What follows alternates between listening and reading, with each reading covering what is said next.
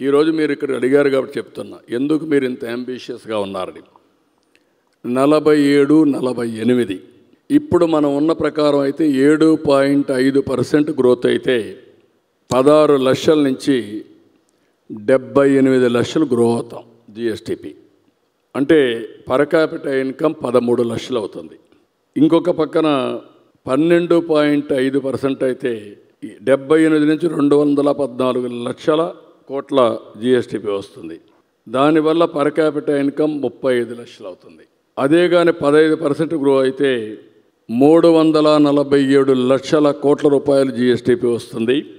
వాళ్ళ ఆదాయం 58 లక్షలు అవుతుంది.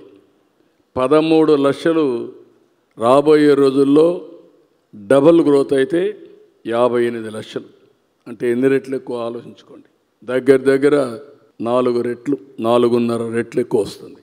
That is the difference. అందుకనే ఆలోచన విధానం దాన్ని అమలు చేయడం కోసం ఆలోచిస్తున్నాం.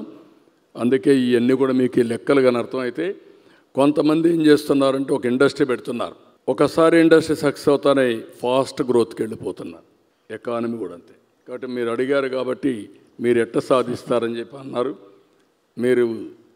నేను ఎప్పుడు అదే అంటూ ఉంటాను, 5 ఏళ్ళకు ఒకసారి మళ్ళా ప్రజలు మార్చుకుంటే ఇది వైకుంఠపాళి మారిగా తయారవుతుంది. పైకి ఎక్కడం, మళ్ళీ కిందికి పడడం, దాన్ని సరిచేయడం, దీనికే సరిపోతుంది జీవితాంతం.